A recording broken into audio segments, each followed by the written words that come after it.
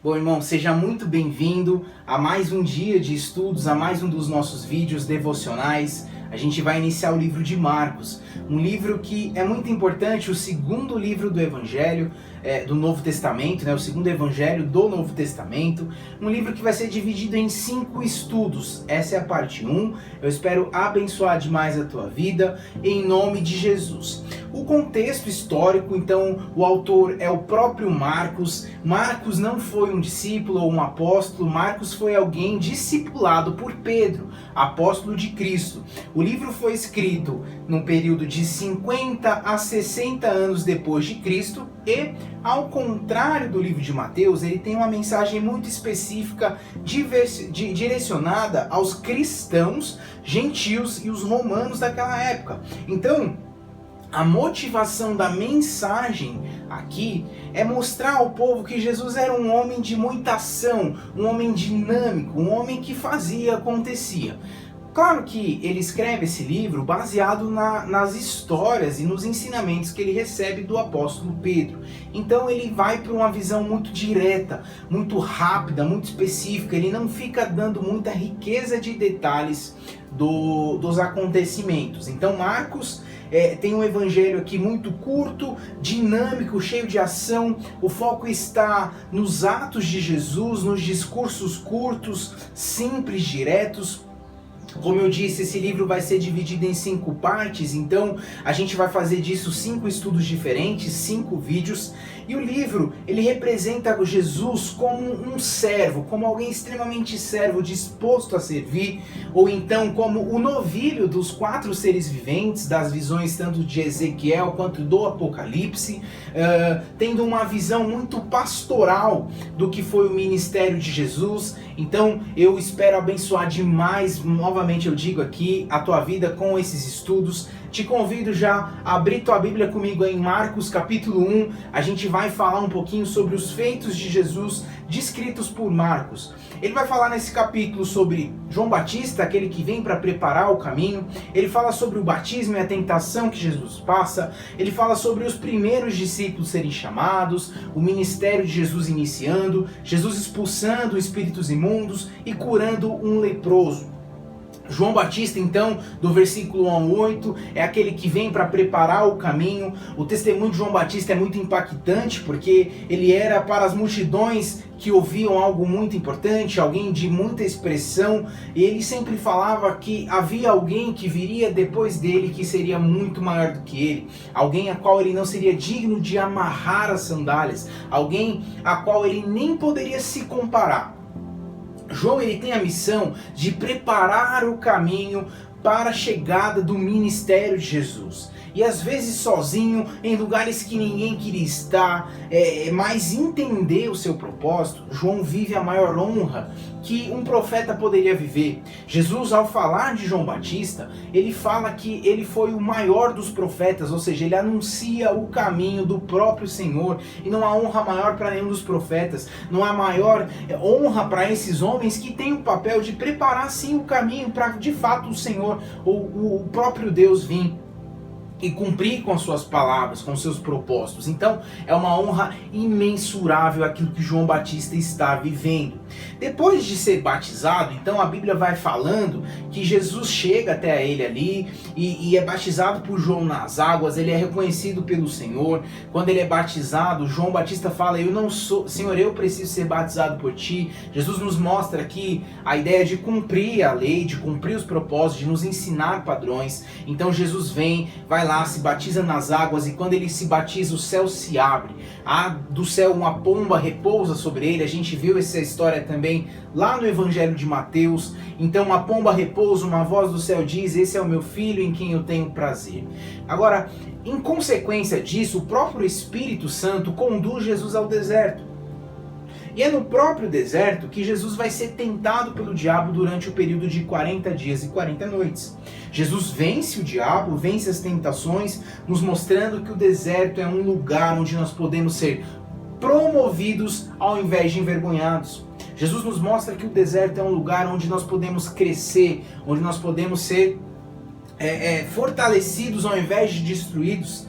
Se a gente deixa o Espírito nos conduzir, nós podemos vencer os males que nos cercam durante a nossa jornada. Muitas vezes nos tornamos vítima daquilo que o deserto pode causar em nós, mas é simplesmente uma questão de escolha. Eu creio que se nós deixarmos o Espírito nos conduzir, então nós seremos promovidos diante das situações que o deserto pode causar em nós. O deserto nos leva a lugares, reflexões e sensibilidades espirituais que nenhum lugar de bondade, que nenhum lugar de vitória nos leva.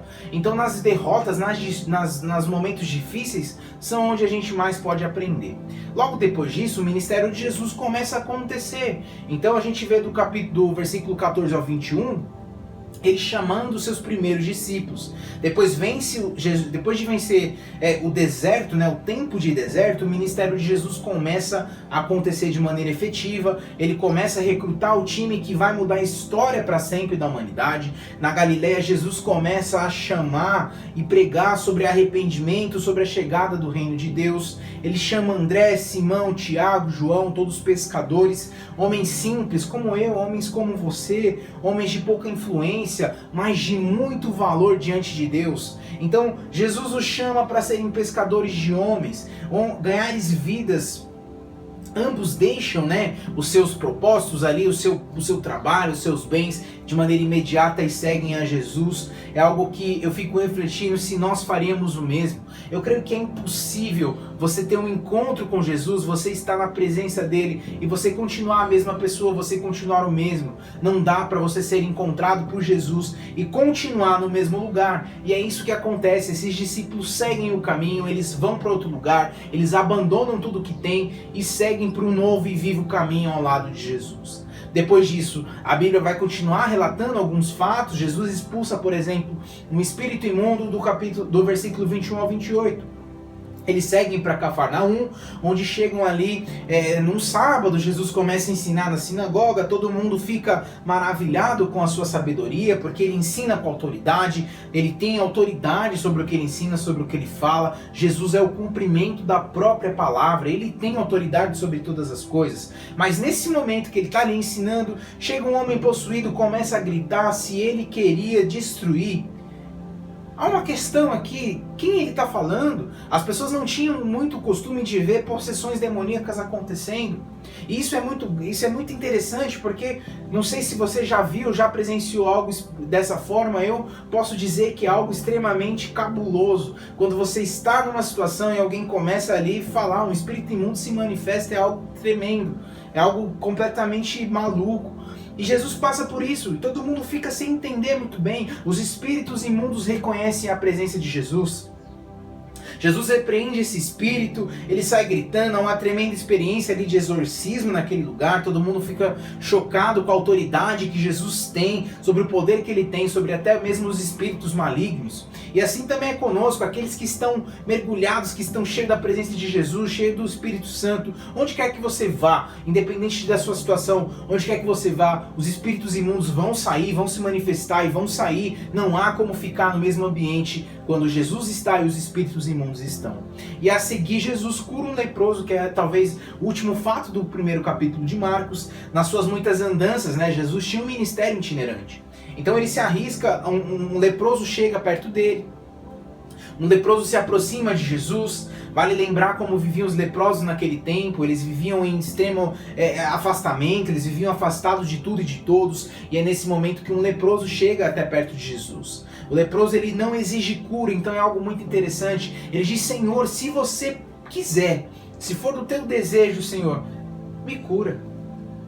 Ele chega com um coração contrito, humilde, quebrantado na presença de Jesus, diferente de muitos de nós que chegam com exigências nas suas orações, exigem cura, exigem que Jesus dê resposta. Muitas vezes nós damos ordem para Jesus, muitas vezes nós damos ordens a Deus, e é muito louco o nosso comportamento. Jesus aqui está ensinando algo muito precioso. Nós não podemos agir dessa forma. Esse homem, de uma forma humilde, se apresenta, ele crê, ele determina a sua fé em Jesus Cristo, no seu poder, e é claro que diante de tudo isso Jesus o cura.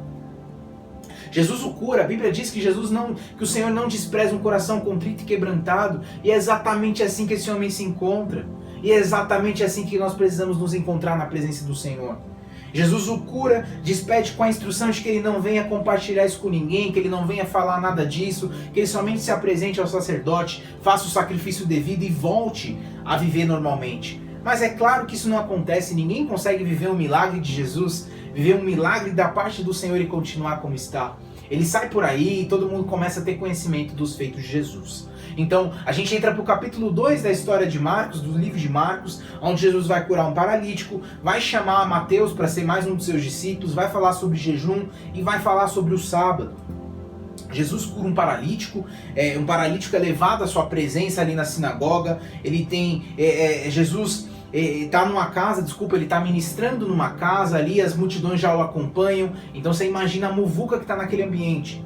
4 amigos carregam um paralítico e aqui eu reflito sobre a importância de termos amigos que nos levem à presença de Deus. De estarmos cercados de pessoas que vão comprar os nossos sacrifícios, vão comprar as nossas lutas para nos levar até a presença de Jesus. Nós precisamos estar cercados de pessoas que acreditem que o nosso milagre é possível de acontecer e que cumprem, que seguem, se determinam, se propõem a viver isso conosco. Esses amigos carregam esse cara na maca e vão até a presença onde Jesus está. É claro que, chegando lá, uma questão de logística, a multidão impede desses caras chegarem mais próximos de Jesus e talvez ali fosse um motivo para desistir.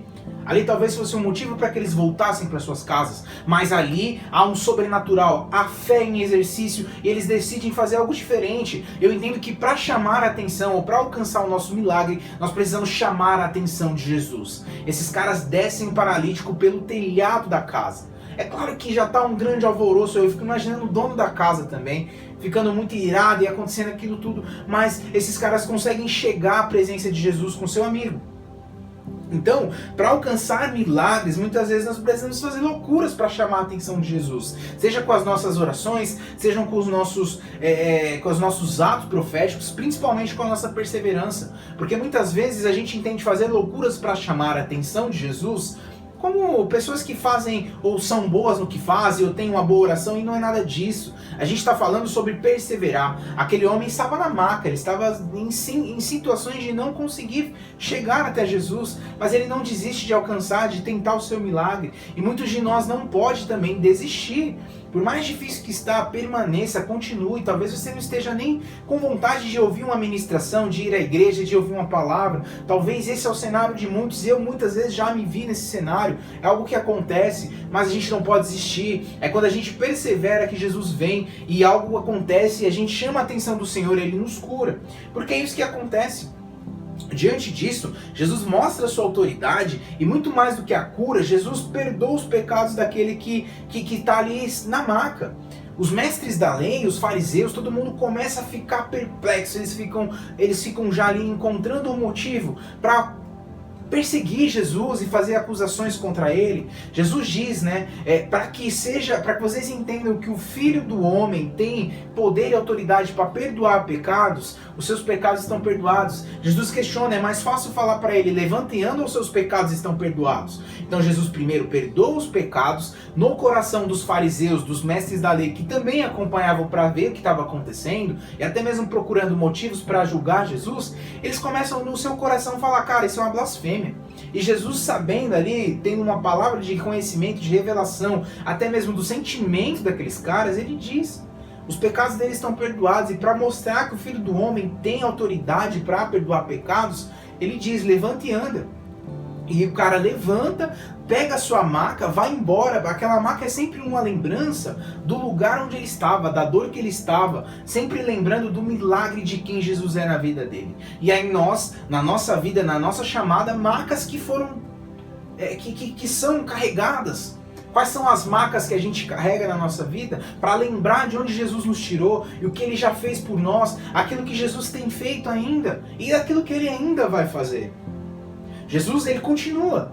Depois desse milagre, Marcos relata a presença de Jesus na coletoria, onde ele chama Levi ou Mateus. Então, a gente precisa entender que Jesus continuava fazendo seus milagres, a sua caminhada, os seus propósitos. Existia uma agenda do céu programada para Jesus cumprir. E ele não se preocupa com o que pensam a respeito dele ou com o que vão falar a respeito dele. Ele tem que seguir a agenda dele. E muitas vezes nós também temos que parar de pensar naquilo que vão falar sobre nós ou como vão nos ver e simplesmente seguir os propósitos de Deus.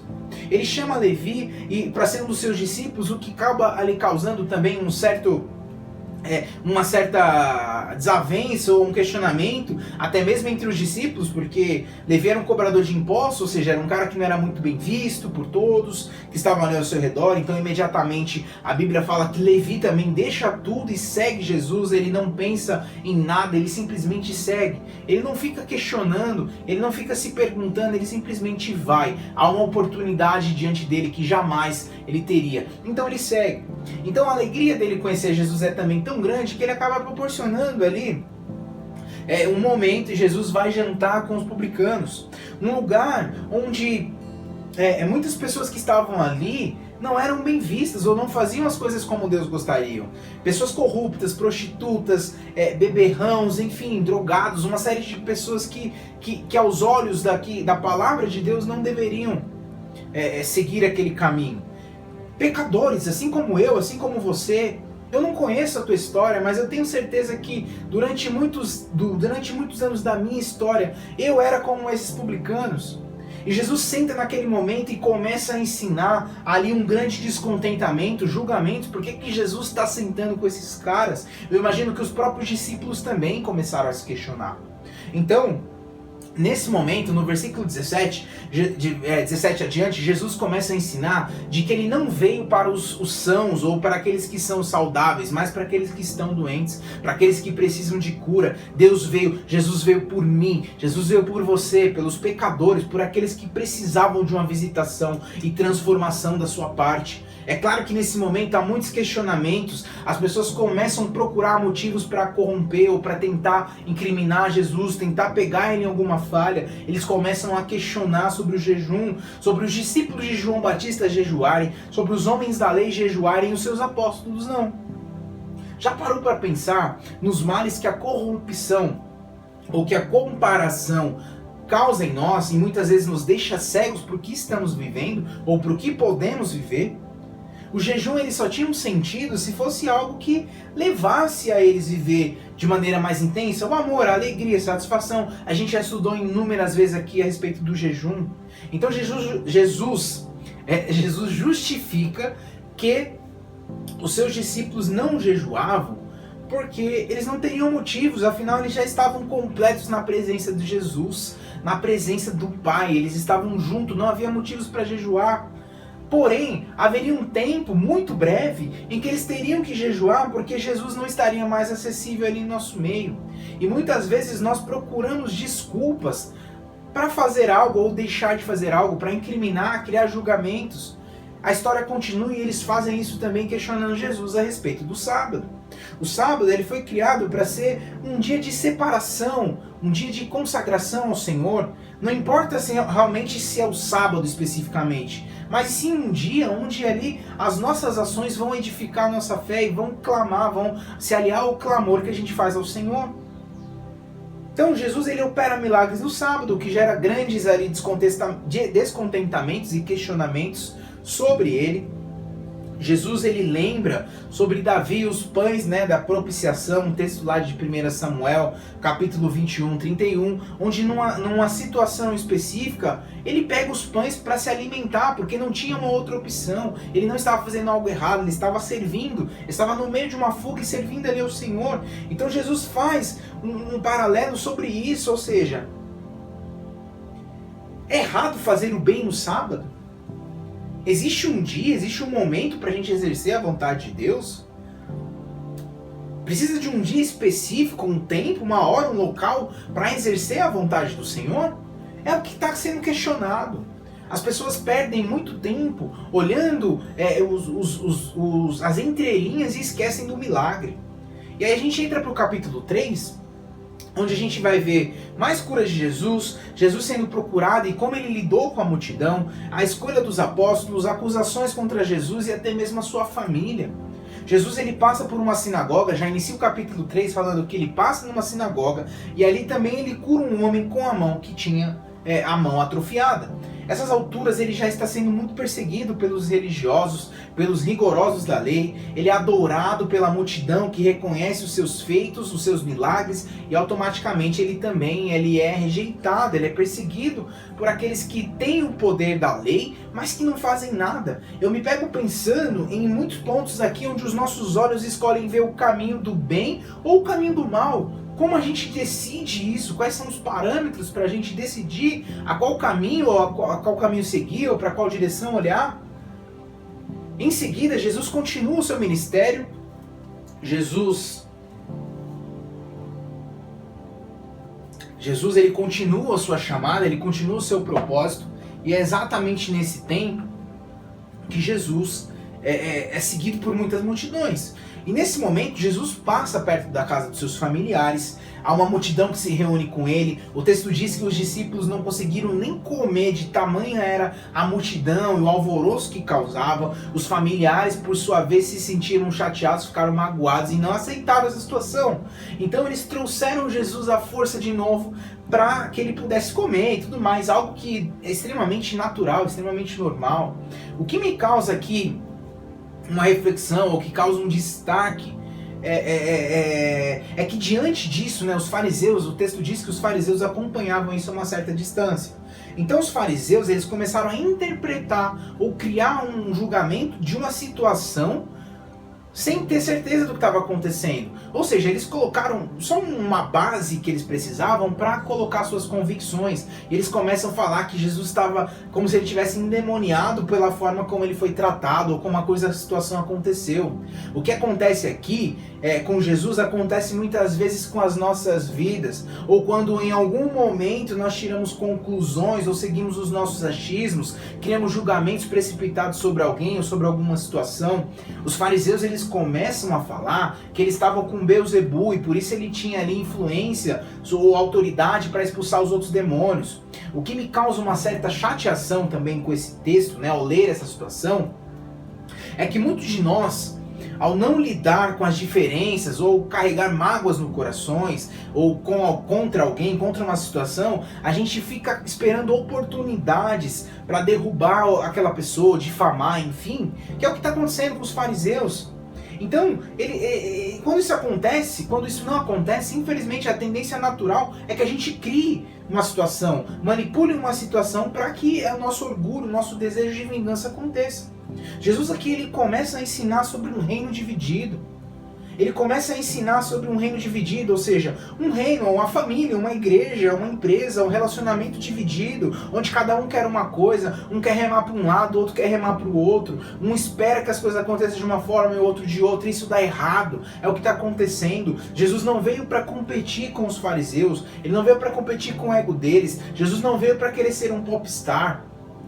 Jesus não veio para chamar atenção, ele veio para gerar transformação. Jesus veio para fazer algo novo, e é o que de fato acontece. Ou seja, aqueles que não faziam nada, aqueles que somente falavam, aqueles que se colocavam numa posição que não tinham por autoridade, mas não faziam nada, e efetivamente eles ficavam muito chateados e bravos porque Jesus de fato gerava a transformação que eles deveriam gerar. Então a gente precisa refletir, os nossos corações estão certos do caminho que a gente está seguindo? A gente está seguindo o caminho certo? Eu estou honrando a Deus com as minhas escolhas e atitudes? Será que eu estou manipulando situações para perseguir alguém ou algo porque eu de fato não tenho feito aquilo que espero ou aquilo que Deus espera que eu faça? A gente precisa refletir sobre isso. O último capítulo para esse vídeo, para a parte 1 do livro de Marcos, é o capítulo 4. Então, aqui a gente vai ver ele falando sobre a parábola do semeador, sobre a candeia que ilumina e traz revelações, a parábola da semente, parábola do grão de mostarda e por último Jesus acalmando a tempestade. A parábola do semeador, que é muito conhecida, é a primeira parábola descrita no Evangelho de Marcos. Então Jesus ele fala de si mesmo como semeador e a sua palavra, seus ensinos como as sementes que ele planta. Os discípulos não entendem muito bem porque ele fala por parábolas e tudo mais, não é uma linguagem muito simples, é também algo que Jesus faz para que se cumpra o texto, né, de Isaías 6, capítulo 6, versículo 9 e 10, que diz que ele está falando, mas que muitos não vão entender, que muitos vão ver e não vão enxergar. Então, assim, que se eles entendessem, eles seriam transformados. Então, Jesus diz também que aos discípulos é dado os mistérios do reino, e que é algo que as multidões não podem compreender. É uma referência linda do texto de Isaías 6:9. A gente já passou por esses estudos aqui, tá aqui no IGTV, no Instagram, também tá no YouTube aqui os estudos, vale a pena passar lá e ver. É um tempo onde o povo estava totalmente distante de Deus, sem vontade de estar na presença, e automaticamente eles fogem disso aqui, eles não entendem as parábolas. Em seguida, Jesus fala sobre a candeia, algo que, uma luz que não deve ficar escondida e sim a brilhar. A luz do Senhor, né? A luz vem para transformar a escuridão.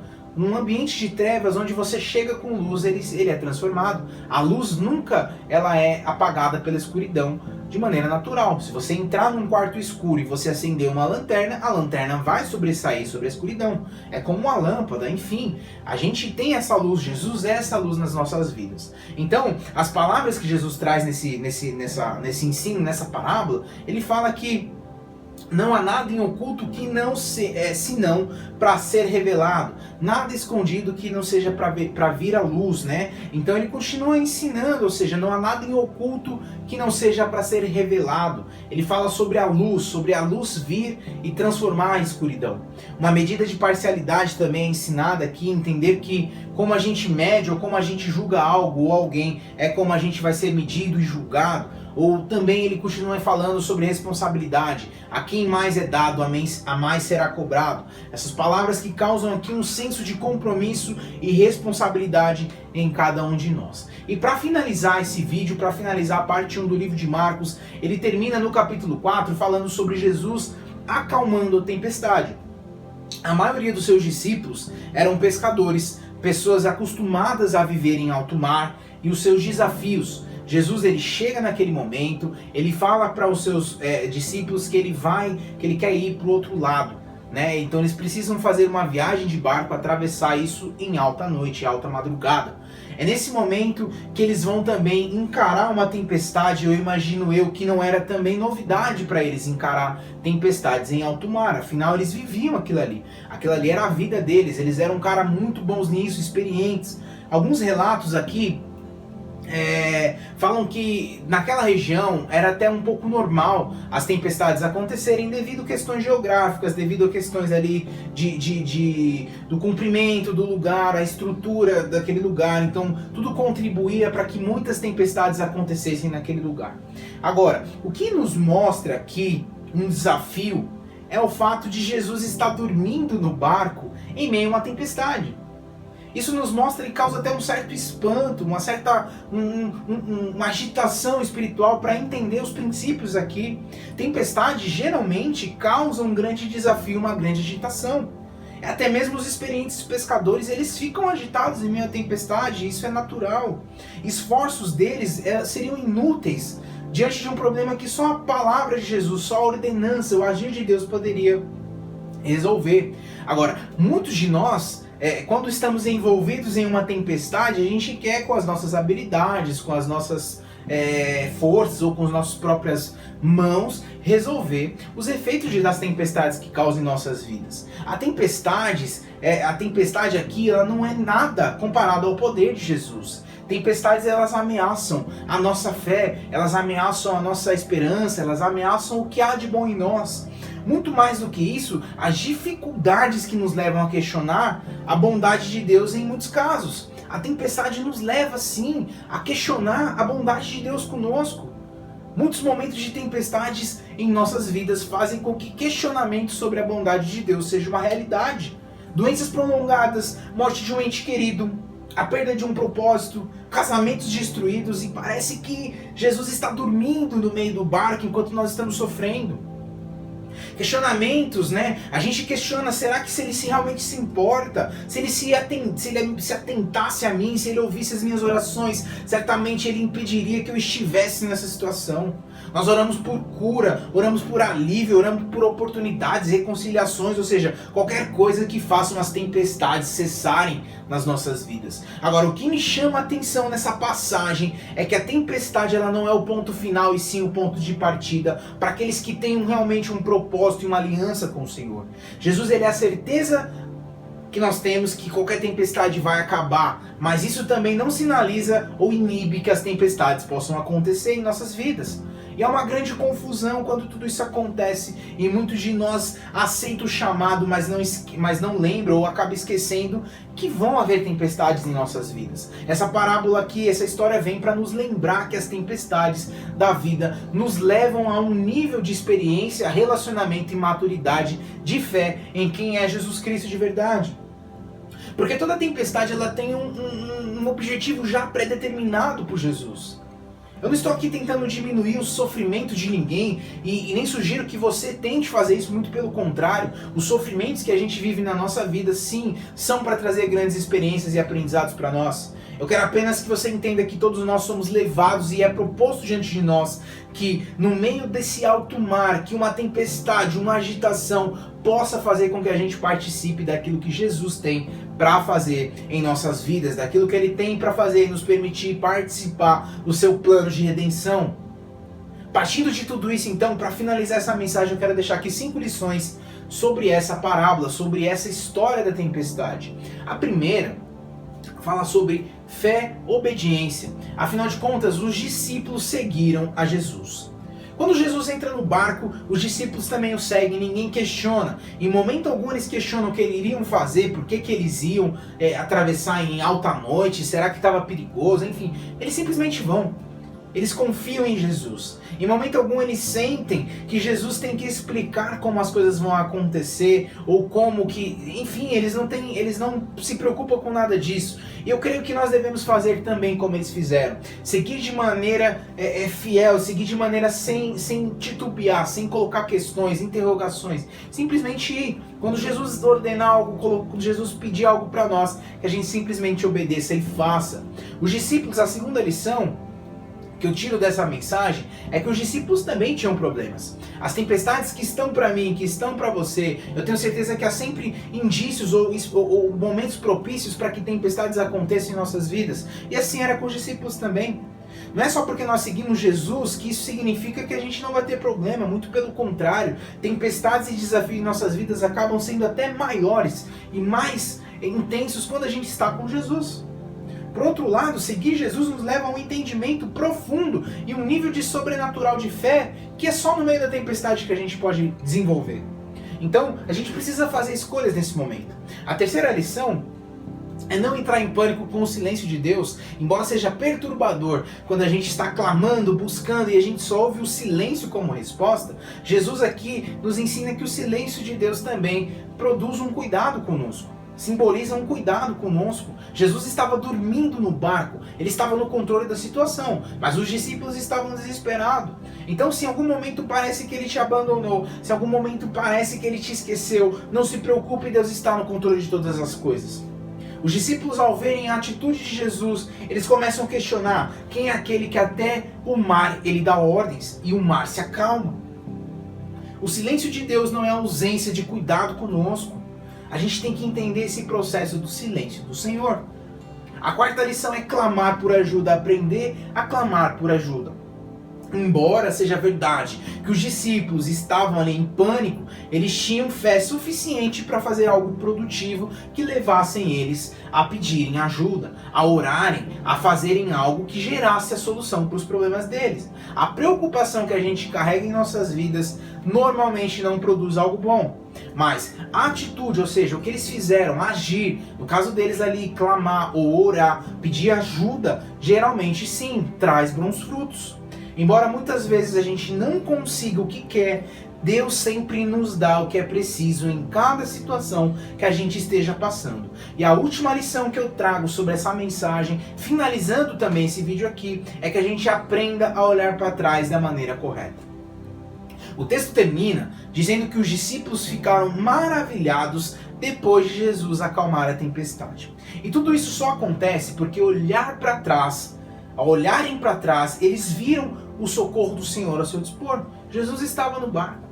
Jesus estava no barco, então quando eles olham para trás, eles veem Jesus, eles têm a certeza de que vão ser salvos, eles têm a certeza de que o fim está chegando, eles têm certeza de que vão ser guardados, eles têm certeza de que há solução para a tempestade que eles estão vivendo. Então muitos de nós tendem a olhar para trás para se comparar com outras pessoas ou para se comparar com a própria vida que a gente já teve. Muitas pessoas lembram do que viveu e começam até a endeusar o passado, aquilo que já foi vivido, e esquece de olhar para trás na esperança e na certeza de que Jesus é o Deus do agora também, aquele que já fez, e a gente olha para trás e tem a lembrança de que ele vai fazer no agora e que ele vai fazer no futuro. Então olhar para trás tem que ser uma atitude que produza fé e esperança que ele pode mais uma vez fazer milagres ao nosso favor. Então aprender a olhar para trás não como saudade ou como comparação daquilo que já foi vivido, mas com um intuito de produzir fé, de produzir esperança para aquilo que há por vir.